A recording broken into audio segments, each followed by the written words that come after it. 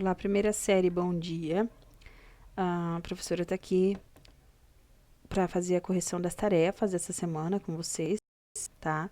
Nós tivemos aí duas tarefas, né? Uma que foi para o dia 7, segunda-feira, uma para o dia 9, quarta-feira. Ambas eram do livro de atividades, né? Então, é só visualizar aqui com vocês a resolução delas. Nós temos uma aula ao vivo também e já vamos concluindo aí os nossos estudos também no livro de atividades, né? Então, página 26 e 27 lá do livro de atividades, tá?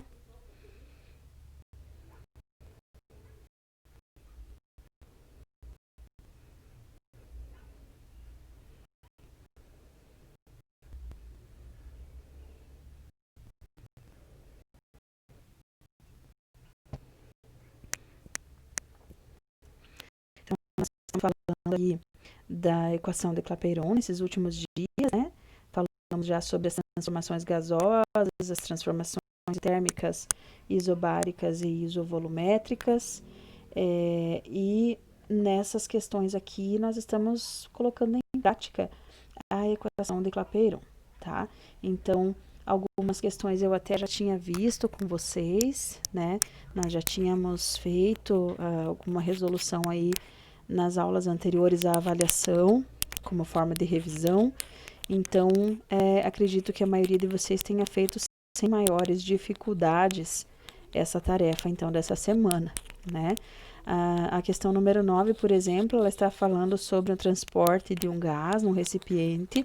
Então, sempre que fala que que transporte, por exemplo, aqui, né, que o recipiente é uma coisa fixa, é indeformável, então você já sabe que o volume é constante, tá?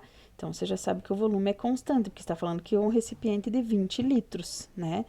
Está falando aqui para nós que houve uma variação de temperatura, porque ele foi transportado de Porto Alegre para Fortaleza, tá? E ele nos deu uma massa desse gás, que era a amônia, de 60 gramas. Então, primeira coisa que pede aqui para nós, qual é o volume final sob pressão constante? Nós temos um recipiente que inicialmente tinha 20 litros e ele foi transportado sob pressão constante, sem ocorrer variação de pressão. Então, nós vamos utilizar ali um volume e uma temperatura inicial e final. Lembrar sempre de fazer a transformação das temperaturas para Kelvin, tá? Então, transformar em Kelvin primeiro para fazer o cálculo.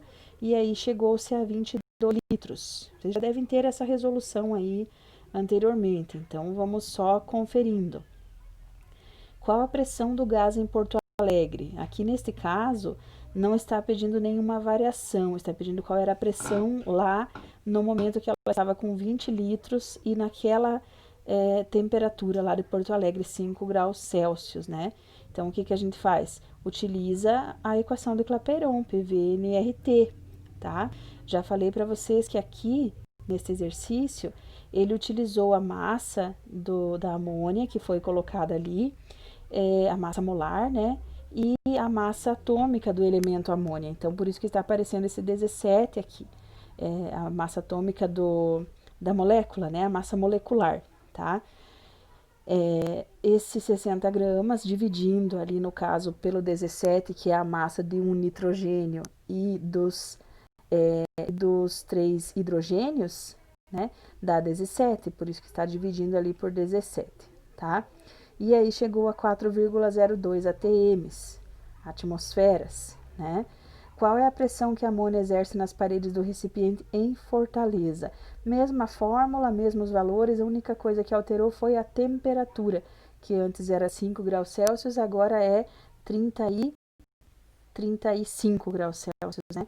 Então, convertido para Kelvin, chega ali a 308 kelvins. Então, mesma formulazinha, apenas fazendo a resolução, chega a 4,46. Se não lembrar que tem que utilizar essa divisão aqui, massa molar e massa molecular, antes de pôr na fórmula, você pode encontrar, tá? Antes de pôr na fórmula, você pode encontrar o valor do número de mols. É só fazer uma comparação. Por exemplo, 17 gramas é 1 mol de amônia. 60 gramas, quantos mols vai dar? X mols, né? E aí você vai chegar a um valor para colocar aqui no lugar do N, aqui, e resolver a multiplicação sem precisar colocar essa divisão, tá bom? Questão número 10, também falamos sobre isso já, sobre a questão do oxigênio aqui. Ele deu algumas informações de temperatura, 21 graus Celsius, depois menos 183 graus Celsius, pressão mais baixa, e deu um volume de 50 decímetros cúbicos de oxigênio, determinar a quantidade de matéria transportada. Então, nesse formato, nós temos as informações de volume, 50 litros, né? Pressão 197 atm, porque ele deu aqui a pressão em bar, mas nós temos que usar ela em atm porque a constante aqui, ou atm ou milímetro de mercúrio, tá? Porque nós temos que usar aqui para constante universal o R, né? Aqui, ó, o R ele já deu só para atm. Então, nós fizemos a conversão, ó. 1 barômetro, 1 bar é igual a 0,987 atm, né? Quantas atms vão ser 200 barômetros? Então, fez a multiplicação, chegou ali no 197,4, tá? Temperatura, fez aqui a conversão para Kelvin, 294, né? E fez o cálculozinho para encontrar, então, o número de mols de oxigênio, deu 409,4 mols, tá? A questão 11, falando sobre ocorrência de incêndio de fogo não controlado, que é potencialmente perigosa para seres vivos. Para cada classe de fogo existe um tipo de extintor, né? Vocês já devem ter observado isso em alguns momentos. Para fogo gerado por líquidos inflamáveis, como álcool, querosene, combustíveis e óleos, os extintores são os extintores de pó químico ou de gás carbônico, não o extintor que utiliza água, né?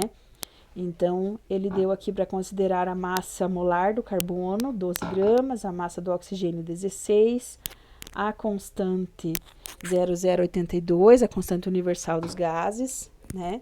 Um volume máximo de gás liberado em 27 graus Celsius por um extintor de gás carbônico de 8,8 quilos. Qual vai ser, então, esse volume, né, de gás liberado, tá? E aí, fez o cálculozinho aqui, primeiro encontrou a massa, né? Primeiro encontrou com a massa de gás carbônico que ele deu, 880 gramas, 8.800 gramas, né, que são 8 quilos e 800. Encontrou aqui a massa para depois fazer a regra de 3, tá? Ou jogar aqui com massa molar e massa molecular. Lembrar que aqui ele utiliza a divisão de 44, que é 1 mol do gás carbônico. Tá lá, ó, 12 mais 2 mais 16, que é o CO2. 44 gramas é 1 mol, né? Então, se nós quiséssemos fazer só essa multiplicação NRT, era só fazer ali 44 gramas é 1 mol, 8.800 gramas é X mol. E aí, encontraria o número de mols para pôr na nossa multiplicação. E chegaria ao mesmo valor, que é 4.920 litros. Tá? Questão número 12, falando sobre o uso de explosivos, né? Na ordem de 200 mil toneladas por ano, por empresas mineradoras aí como a Vale, né? Entre outras, falando que o principal explosivo empregado é o nitrato de amônio, que é embalado em cartuchos, que tem a ação como explosivo, devendo-se aí a sua instabilidade térmica. Então, ele é muito instável ao calor, muito sensível à temperatura. Por meio da ignição de um sistema detonador, esse sal se decompõe, resultando em produtos gasosos, de acordo com a equação. Então, aqui está o nitrato de amônio e os gases que ele libera: vapor de água, nitrogênio gasoso e oxigênio gasoso, tá? Considerando um cartucho com a capacidade de 1 litro, contendo 160 gramas, no instante da ignição, quando ocorre a completa reação de decomposição do sal, a uma temperatura de 167 graus Celsius, qual será a pressão no interior do cartucho, né, no momento da sua ruptura e explosão, em ATMs. Então, formulazinha, primeira coisa, fazer uma regra de 3 para mostrar aqui, ó, quantos mols de gases são liberados na equação. São 3 mols de gases, tá? É 1 de N2, 2 de H2O e meio de O2. Então, 3,5 mols de gases. Massa molecular de tudo isso, 80 gramas em 3,5 mols de gases, né? 80 gramas. 160 gramas vão gerar quanto? 7 mols. 7 mols de gases, o dobro do 3,5, né? De 80 para 160 foi o dobro. Temperatura, somando Kelvin, 440, e joga-se na fórmula, tá? E aí chegaríamos à pressão ali de 2,5 vezes 10 na 2 atmosferas, ok?